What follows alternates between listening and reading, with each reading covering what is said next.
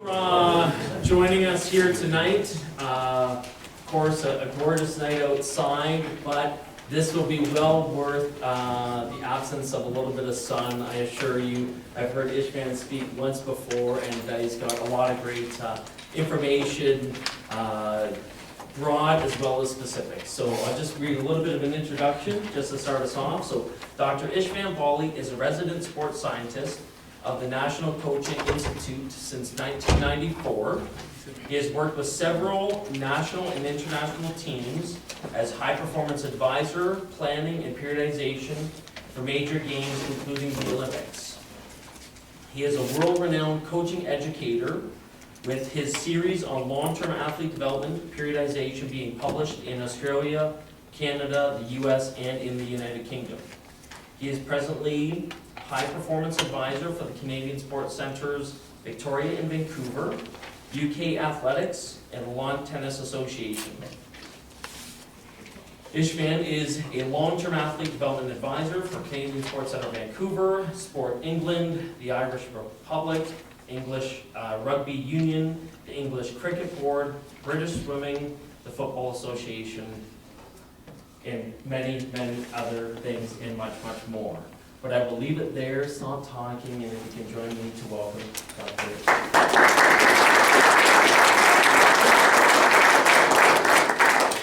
Thank you very much. It's my pleasure to be here.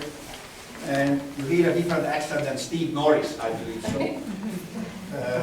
Steve is an English and Canadian background. I have a Soviet, Eastern European and Canadian background. And the interesting thing is we have the same message, coming from two very different cultures, sport cultures and in general cultures. But about a year ago I did this presentation. Oh, sorry, before I get into it. I'm very pleased to be here. And I received the invitation. I jumped on it immediately because heads up, for Alberta. You are the cutting edge, you are the leading province in long-term athletic development. You're ambassadors in Sport for Life and LTEB, and all the pilot project aligning education, health, and sport and recreation is absolutely fantastic. It's not easy, but it is happening. And you are the top in Canada at the moment. So I travel a great deal, but I was very happy to come. And actually, this is my fourth presentation here because I did Last Beach yesterday, and this was about a year ago in Edmonton and in Calgary. And also, just in October, I did the Malmö Sports School in Sweden with very similar presentation. But anyway, I am a former sprinter. And I speak about 5 languages, none of them well, including English. So watch out for my accent. In addition, I'm a former sprinter, and I have a lot of fast twitch in my tongue, so I speak very fast. If I'm too fast, just slow me down. Put your hand up and slow me down. You know, sprinters are very excitable, and when I get excited, I get going. But anyway, I'm not jumping the gun. If I can't find my pointer somewhere. Murphy's Law, I prepared everything and I can't find my pointer. But anyway, just give me 1 second. No problem, it's gone. So anyway, I'm not jumping the gun. The gentlemen there, they are middle distance runners, and they don't know how to go with the gun. By the way, the starter is Eamon Coghlan. He's the famous Olympic medalist, Irish distance runner. We are launching the assimilation program in Ireland, as we called it, assimilating the former top athletes and fast-tracking them into coaching, for giving back. No grandfathering, understand? They have to take the courses, but we are providing them a much faster track to use their expertise. I have about 45 hours to teach this course. We are doing it in 2 hours here, less than 2 hours. So buckle up, please, because we have to go in high speed. Really, we are talking about the tip of the iceberg, because we cannot go down the details. Every single presentation I do, I use this slide. Insanity is the same, is doing the same thing over and over and expecting different results. I believe this is coaching. This is coaching. And this definition is coming from Albert Einstein during the 1930s. So We need a culture change. We need a culture change, especially in team sports. And we will get down into it, because team sports, as you all know, except possibly hockey, are in trouble in Canada if you look at the international level. And we know why. So we have to find the means, to deal with it. See, new technology is out there. Zog is using a stick, to barbecue, and the other guys are still burning their fingers in the fire. So there are always new technologies. This one even better, you see that it's a totally new technology out there. And some of the coaches are still using the technology from this app. So my objectives for today, what is LTAD? Why do we have to monitor growth? Look at age. We have about 5 or 6 different age definitions what we use in sport. What are the biomarkers to identify average, early, and late maturers, and adjust training programs accordingly? What is trainability? How to use the measurement data. It's easy to measure, identify the athletes. How can you use it into program planning? And what are the means to do it? Actually, how to do actual program planning. And to describe what is reactive periodization. Look at applications. The origin of LTAD. For 10 years, I was sports science and fitness director for the Canadian Alpine ski team. And Kate Pace, on the left, is the world champion in downhill skiing, and Kerry Lee Gardner is Olympic champion in downhill skiing. We had a dryland camp in Victoria. We did all the dryland camp in Victoria on the way to Whistler. That was the best service we could get during the airport. And doing the dryland preparation, I asked them to do a simple front roll, as in gymnastics. Did a front roll, falling on the left, falling on the right. They couldn't come up in a control position. When I asked them to do a back roll, they couldn't do it. Imagine, Olympic and world champion in a sport, agility, balance, coordination, and speed is very important, and they couldn't do it. So obviously they were not physically literate. They were lacking fundamental movement skills. Imagine if they had been taught those fundamental movement skills, the impact on the longevity of their career, and not to mention the better performance results. So I decided to do my investigation. I was fortunate enough because I worked with 16 Canadian national team as high performance advisor. Men's and women's basketball, men's soccer with Bobby Lenarduzzi, men's and women's water polo, athletics, freestyle skiing, water skiing, alpine skiing, etc. I interviewed the coaches and the athletes. And it was very simple, that the damage we do in Canada is happening between 6 to 10 years of age, or 10 to 16 years of age, when we superimpose watered down adult training programs on young developmental athletes. The programs are not developmentally appropriate. The competition structure is not developmentally appropriate. And in team sport, most of the competition are meaningless competition. We want to create meaningful competitions. So that's the nutshell, the origin of LTAD. And then I was asked by Sport Canada to develop the program, and I invited Steve Norris, Richard Way, Colin Hicks, and Chuck Cardinal, to work as a team to develop the Sport for Life LTAD model and long-term athlete development. So Canadian Sport for Life, and you have all seen it very possibly, is a broad-based movement to change the role and function of sport in Canadian society. LTAD is a structured pathway that follows the principles of Sport for Life to optimize development of our athletes at all ages and stages of their development. So one is a pathway, the other is the structure.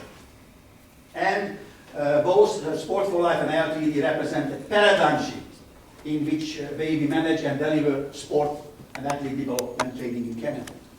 You see, still now, in many parts of Canada, we have the silos. It is physical education and school sports, it is recreation, it is high performance sport. No communication between those silos. They're mutually interdependent. and not to mention the health and education which we try to bring into it. So this is a paradigm shift, and we cannot go back where we are coming from. Why LT is a paradigm shift? It's optimal training, competition, and recovery programming with regard to developmental age. LTD takes into consideration early, average, and late maturing athletes. Again, you can see it's not a training program, it's a training, competition, and recovery program. Recovery is as important as training. It's an integral part of the ball game. As a matter of fact, I like the German approach. In Germany, they don't talk about overtraining anymore. They talk about under-recovery. You don't overtrain, you under-recover. That's what practically was happening. Easily measurable biological markers helping decision-making about the optimal content of training during puberty. By the way, I will provide a PDF file for Zach, and it will be on the website, so you will be able to download the entire presentation. And I will mention several other articles. I will refer to, you will get electronic copies of those ones. So everything will be provided for you next couple of days.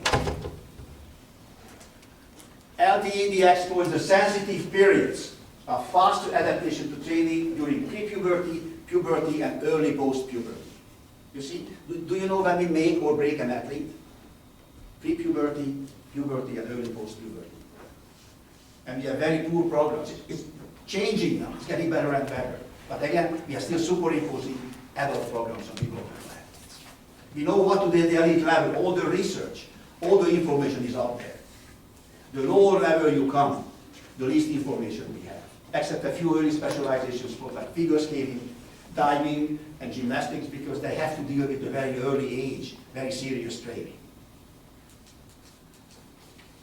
LTED is based on the concept of physical literacy, which provides the foundation for lifelong physical activity and high-performance sport.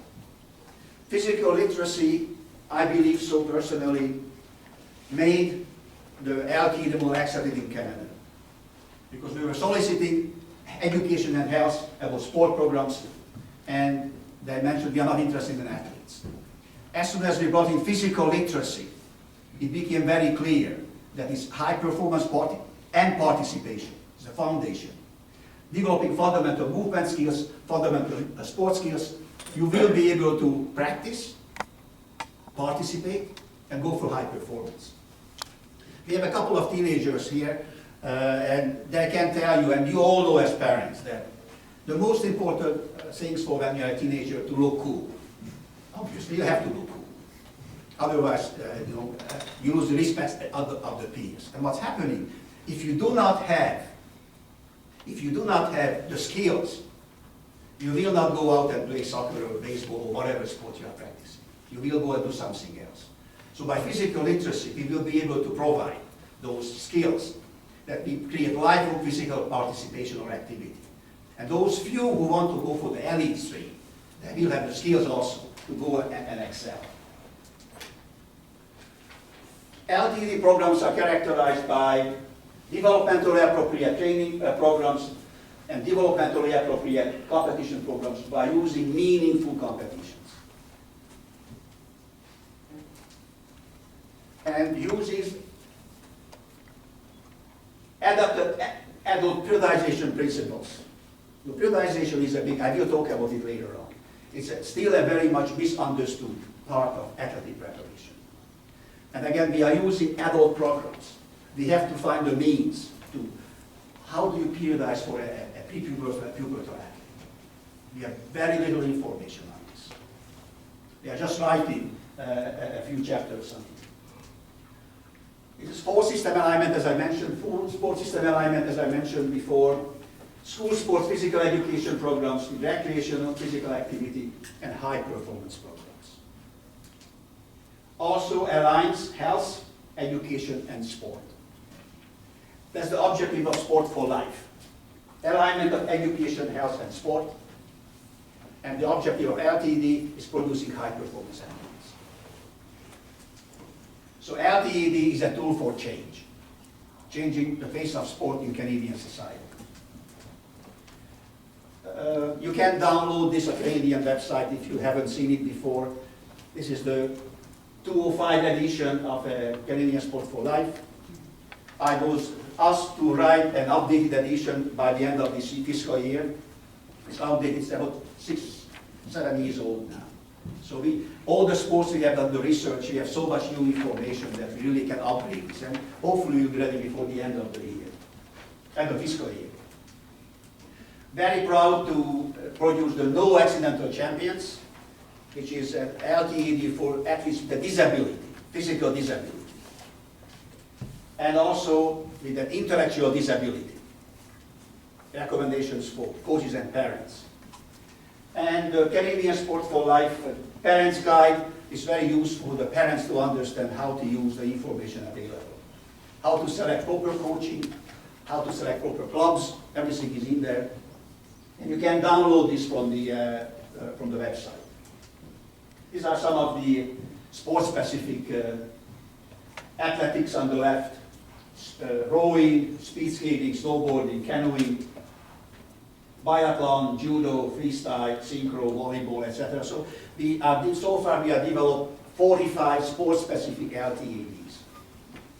So check out with your sport, with your national organization, get a copy, because the information is very useful. These are the fundamental movement skills.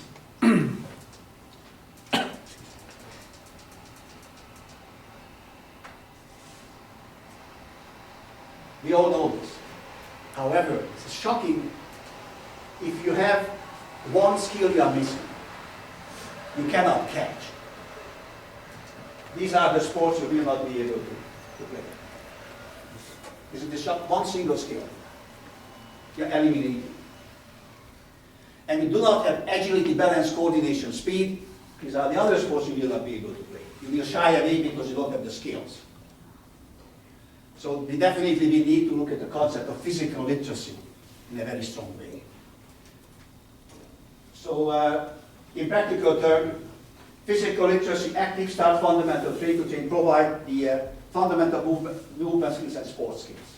And if you don't want to compete, you can select active for life because you have the skills and you like the sports and you will be active for the rest of your life.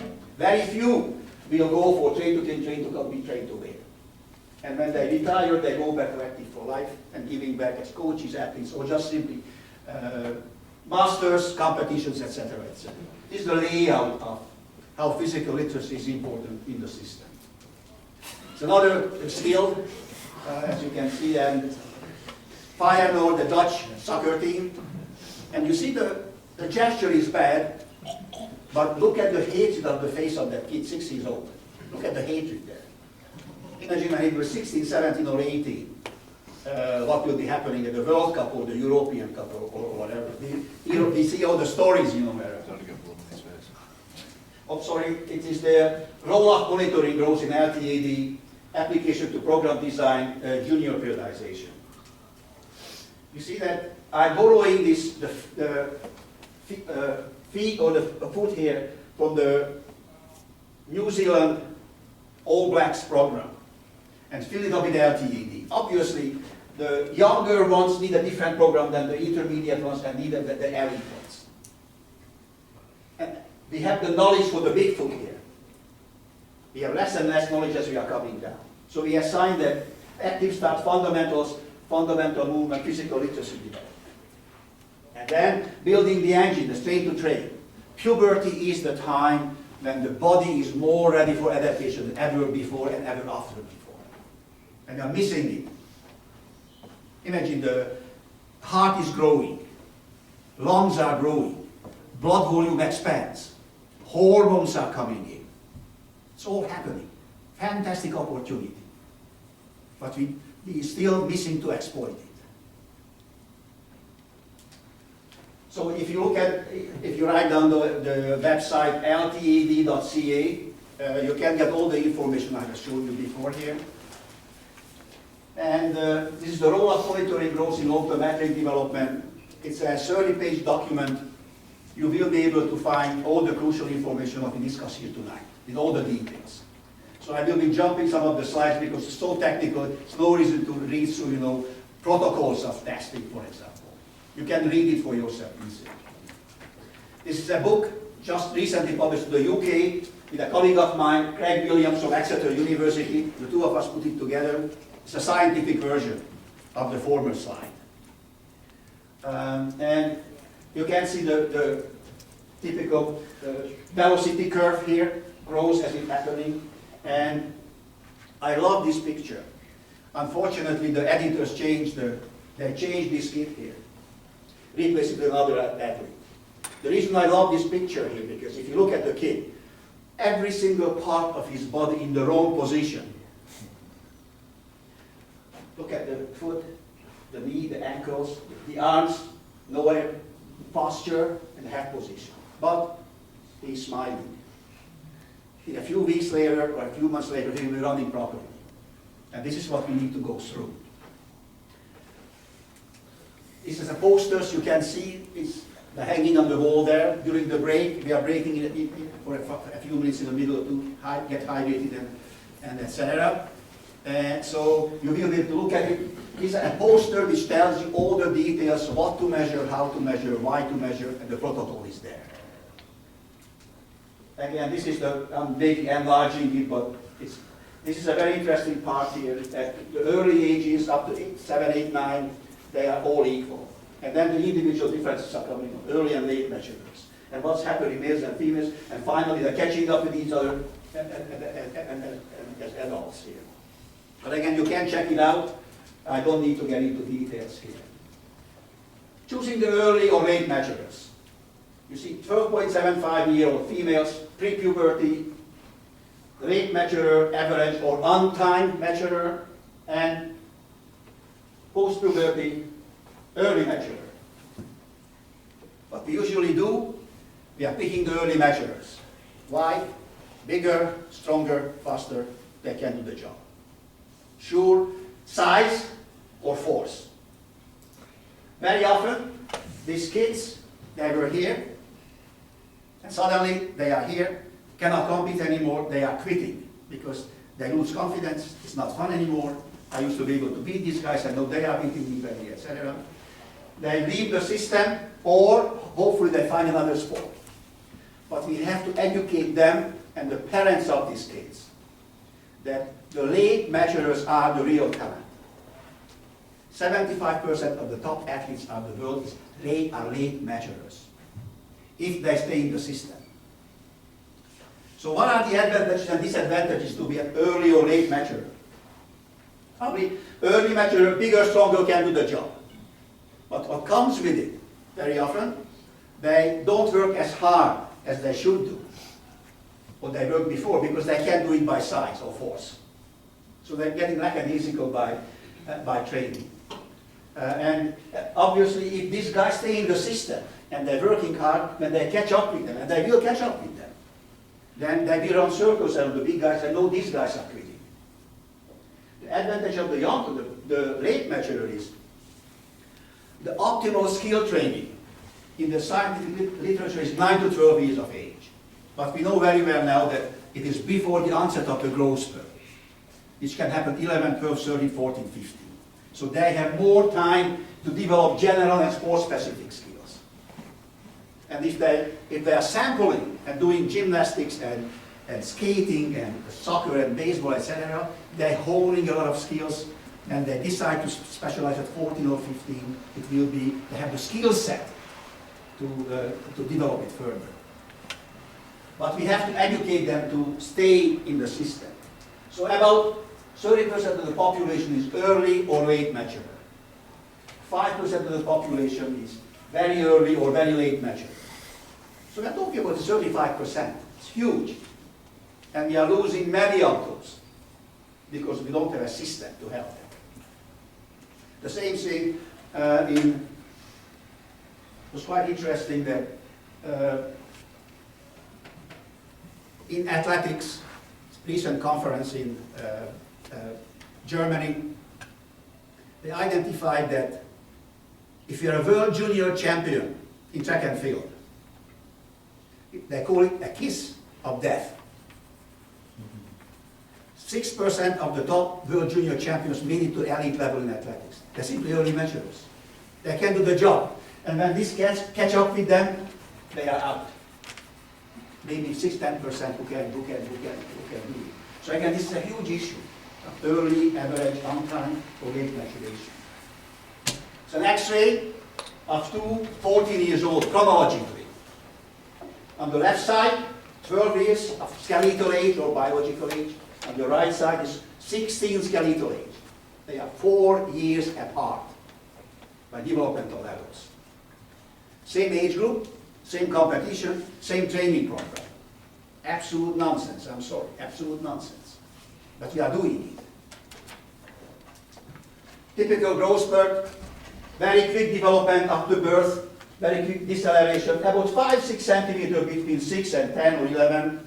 Then girls that have the early growth spurt, boys later and much more pronounced. This is the velocity of growth, obviously. Beautiful study from Saskatchewan.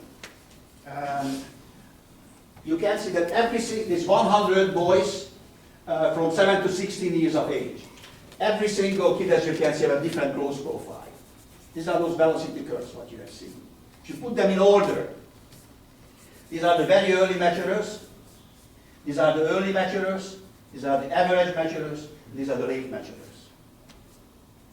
So every single kid will have a profile which a coach can interpret and provide the appropriate programs accordingly.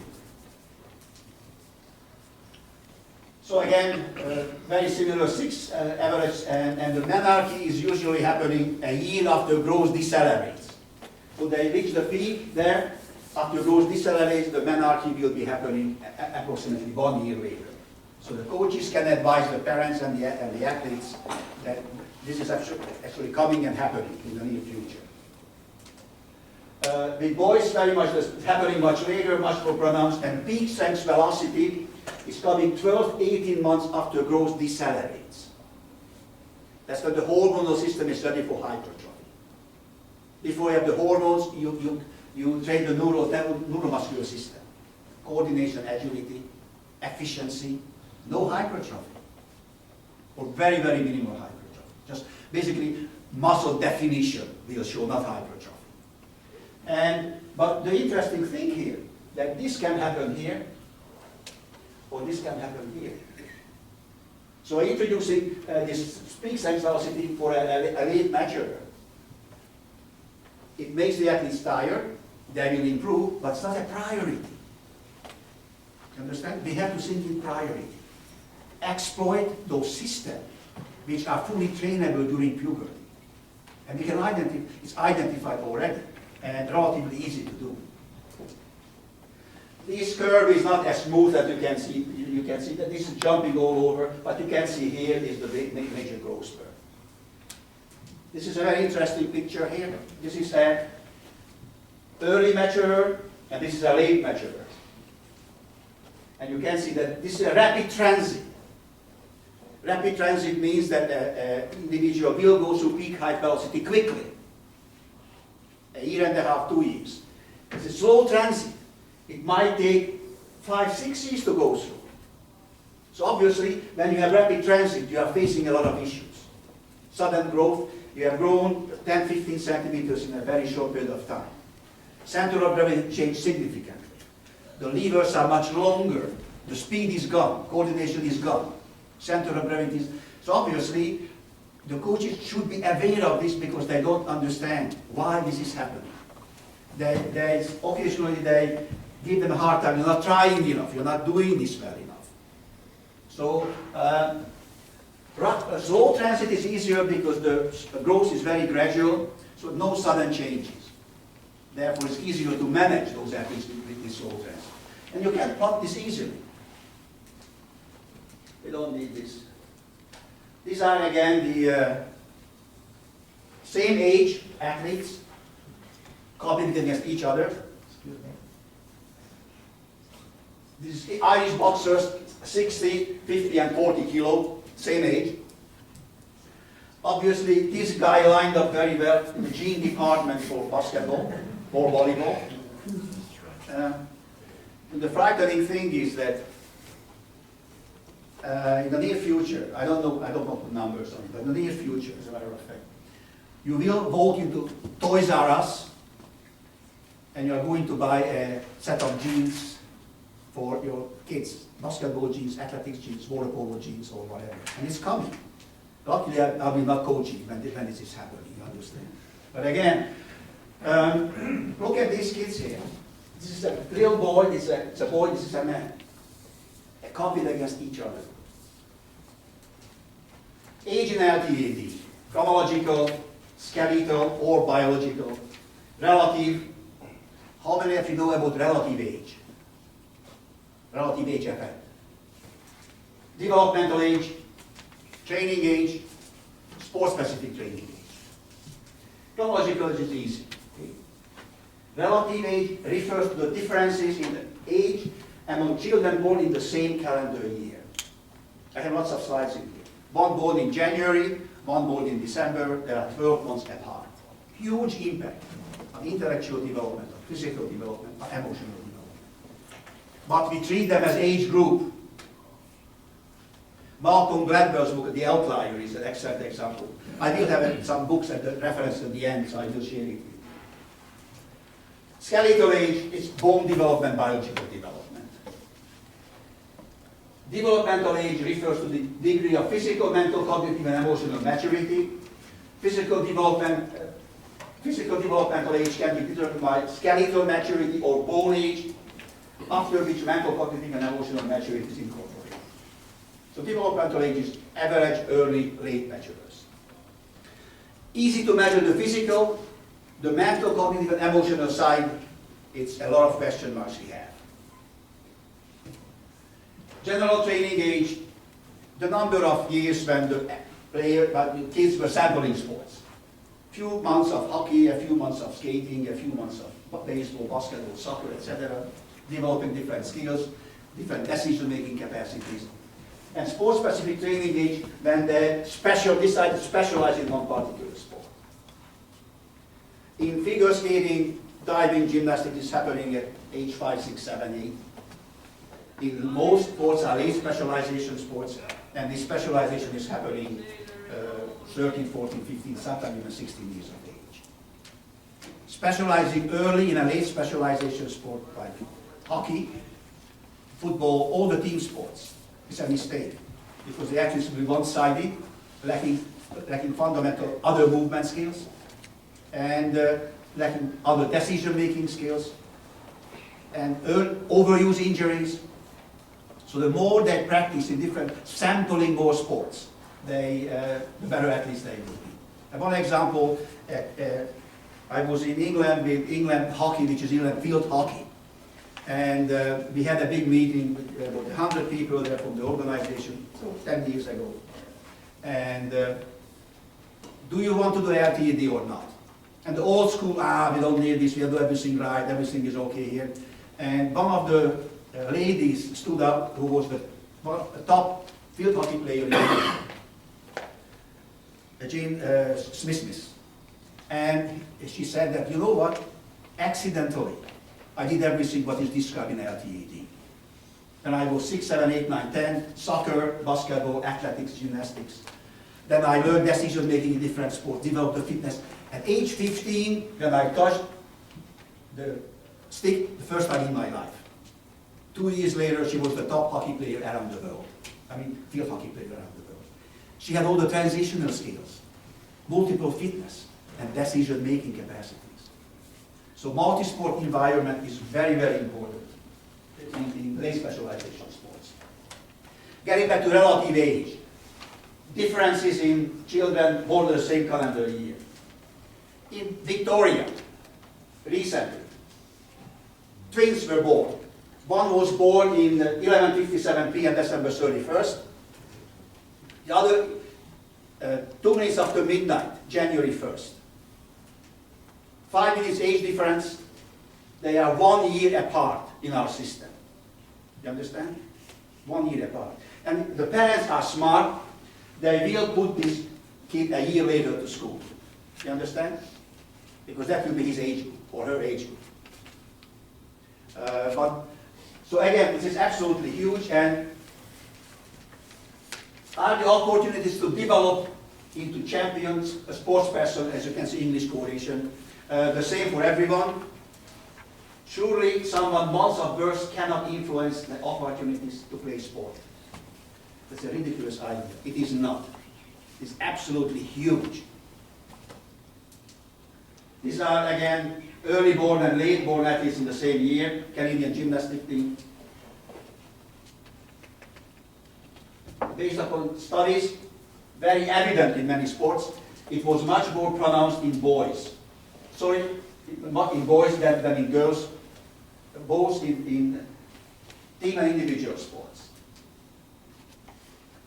Once young athletes have missed out on selection, they also miss out better coaching and further development. If you are selected early, better coaching, better ice time, whatever, everything is better. And those who are not, if you have a chance, read Outliers by Gladwell, Malcolm Gladwell. Very nice description. But let's see some facts in here.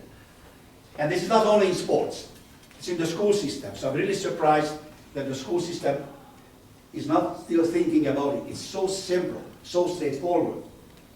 Lower academic performance, confidence, self-esteem, higher suicide rate, may predispose children to depression and hopelessness.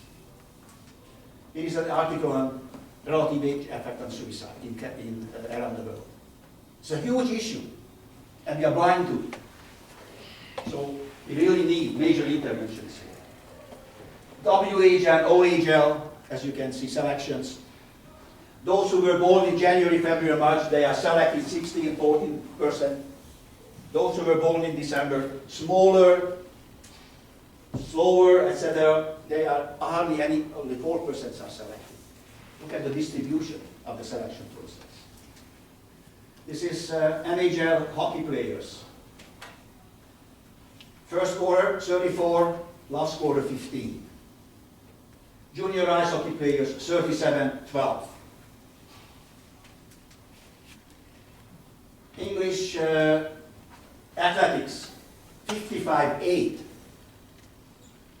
You can see they have a different cut. They're cutting it according to the school calendar. So it doesn't matter where your cut is, January 1st or August 31st. It is the same pattern around the world.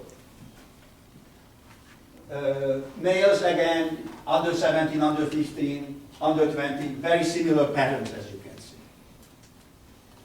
Football, which is soccer in England, 67-2 or 48-11. Very significant trends as you can see. How come it's not evident in judo? No relative age effect in judo. Again, no relative age effect. Okay, the fourth quarters are doing better than the first quarters. You know why? Because the combative sports are smart. In rugby, we let a 100-kilo boy play against a 60-kilo boy. Absolute nonsense. Same in soccer, same in many sports. In combative sports, you have the weight categories. You have to be the same weight. And also not the same weight, but in many of the sports like boxing, if one of the kids the same, let's say 60 kilo, one had 100 bouts, the other had 10, they cannot compete against each other. They're equalizing the field to avoid injuries and make meaningful competitions. So again, we have to think about how can we introduce some of the concepts for team sports. So if 1 year, as you have seen, have a huge difference, what's happening if the age is 4 or 5 years of difference? Remember the x-rays of the two hands? 14 years old, 12 and 16, 4-year difference. So what is the impact of the 4 years? Those difference. 13, 14 years old Canadian swimmers. Look at the difference between them. 14-year-old Canadian speed skaters. Huge difference. Compete against age groups. Compete against each other. 14-year-old Canadian swimmers again. You see that? This kid, look at the six-pack. Full hormonal maturation. These kids, they ligament, tendons, and skin. There's a little muscle somewhere there. It will take several years before they can get there. And again, they compete against each other. And very possibly they do the same program. They swim the same programs because they are 14 years of age. Ontario basketball players, obviously the number 26 had no problem blocking the number 11 anytime he dishes. And again, we need developmentally appropriate programs, training programs, and also competition programs. Lacrosse players, same age. David Hammering is an Olympic champion, 400-meter hurdler, and a silver medalist, again, Olympic Games. He's an icon in England or the UK. And he interviewed the top 100 athletes of the world a while ago. Swimmers, tennis players, soccer players, jockeys, and four-wheeler race divers. And 75% of all of those athletes were late measurers. We have empirical evidence that the top athletes of the world are late measurers. Many of them quitting because we don't pay attention to them. So therefore we need to measure and monitor growth. How to measure, what to measure, when to measure, what tools to use for measurements, who should be doing the measurements, how to use the data what you receive, applications. You need a stadiometer. If you are serious about measurements, if you're not doing measurements, you're not doing LTAD. I'm sorry, you are doing insanity. You're doing the same thing what you used to do. Identify those maturity levels in there. Stadiometer, which is basically shows you, it's very nice because they're using the same, the small kids, bigger kids, big kids, helping them to get the position. Obviously, head mount should be used here. It's very important to identify. And the position of the head is very important, that the eyes and the ear align, because that's the proper position to take. If the head is tilted like this or this, you don't get proper measurements. The first thing that the tester should do, go and put the head in the proper position before the measurement happens. It's a typical velocity curve. By plotting the velocity curves, it will be possible to clearly distinguish the rate of growth from one point of time to another, year after a year. The velocity curve will immediately show different distinctive growth points, biomarkers, for example, the onset of the acceleration, the peak in curve, and the deceleration in the curve. Protocol for the standing height, protocol for sitting height, and protocol for the arm span. And you have a brief little handout there about all the protocols that you have, and also they are charts, blank charts that you will be able to plot the measurements if you will be doing the measurements. This is all available through the website I identified. This is the phases of measurements. As we have seen, very rapid growth, rapid deceleration, steady growth, rapid deceleration, and finally cessation. We have to measure, take the measurements in all of these phases of training. Recommended procedure. Age 0 to 6, very rapid growth followed by rapid deceleration. Measuring standing height and weight on birthday. Take a head shot, shoulder and a shoulder shot, and a full photo, head and shoulder, and a full photo. Imagine that you have, we'll take a photo every year, on the ear, face, and posture of body. When he or she will get married, you will have a layout every single year, showing the growth, what was going on, big hair, small hair, whatever it is, big beard, small beard, no beard, whatever.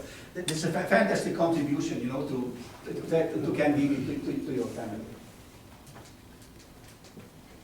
Age 6 to the onset of PhD. Steady growth until the onset of PhD, measuring height and weight on birthday, and measuring standing height quarterly every 3 months. At this time, you don't need to measure sitting height and arm span, just simply the standing height. That will help you to identify when the growth spurt starts. So what we want to minimize the measurements. We do it when it's necessary and required. If the measurement will take place in the club, replace birthday measurements with the annual starting of point of measurement. You see, there's one thing is important again here, that in Lethbridge, they have a 75% return rate to the soccer club they are monitoring. So they're losing about 25%. And 25% new athletes are coming in. They're lacking the measurements. So what can you do? Talk to the parents. And ask the parents to please go to the garage door, or the bathroom door, or the kitchen door, and give us the measurements what you have. Because you have this, almost every parents are doing it somehow. So there are a lot of data out there, just write it down, put it in the book, and you can use it later on in program development. Onset of PHV to PHV, here you have to measure standing height, sitting height, and arm span every 3 months. No reason to measure it more often than 3 months. 4 times a year. So it will take you a part of a training session when you are doing it. And also, if you measure it too often, you make errors with the measurements, and the kids getting upset because it's too much measurement. 4 times a year, we'll do everything what is necessary. Very much the same, slow deceleration to cessation, and after no growth is happening, it's your, if you want to measure it's fine, if you don't want to measure, don't measure it anymore. So how to use the growth information? It's a tool, measuring is a tool to monitor maturation. We recognize the tempo of growth to identify average, early, and pubertal and pubertal athletes. Identify early, average, or on time, and late measurers.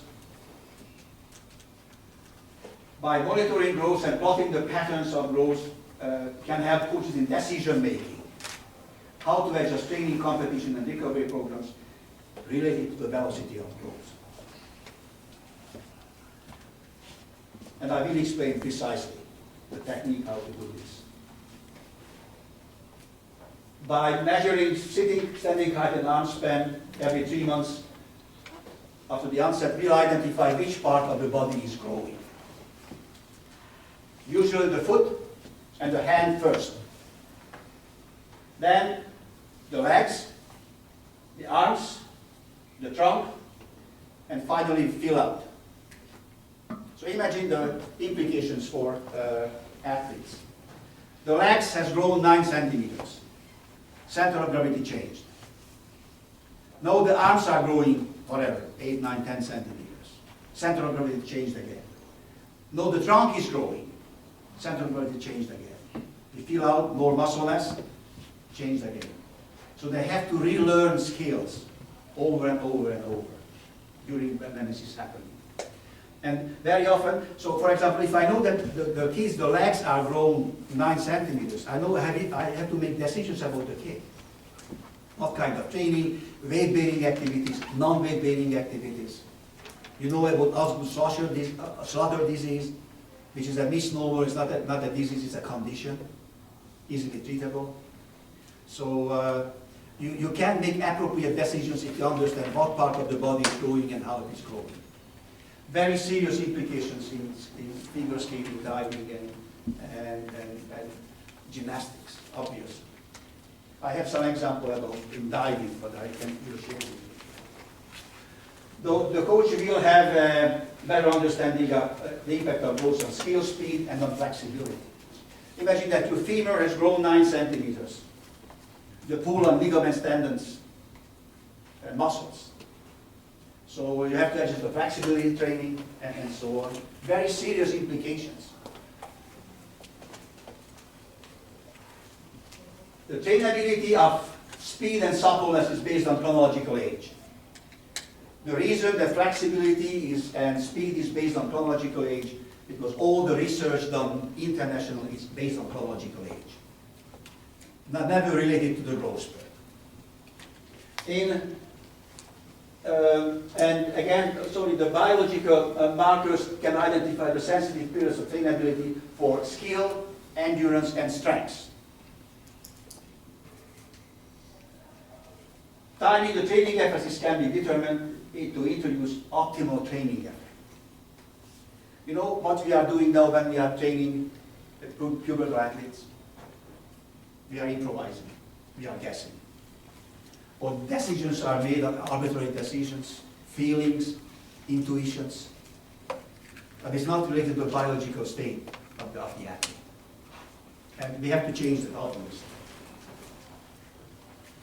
I call this reactive periodization. When you react to the tempo of growth, you're adjusting the training program. You see, for an elite athlete, you can plan a quadrennial training program, 4-year training program. It's very beneficial. Prioritizing each, you have a different priority to enhance all the development and performance levels. You cannot design a 4-year plan or a quadrennial plan for a developmental athlete because we don't know when the growth spurt will start.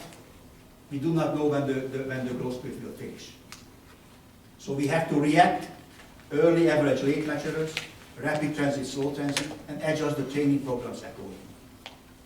If we don't do that, we are doing a disservice to the athlete.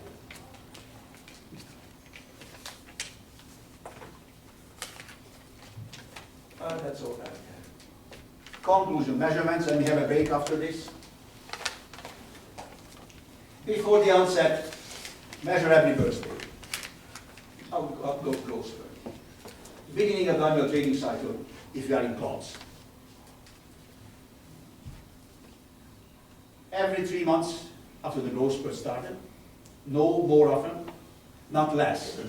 You need to measure it every 3 months. This is coming from an understanding of Robert Malina is the guru of measurements and growth and development maturation in the United States and around the world. And this is his recommendation.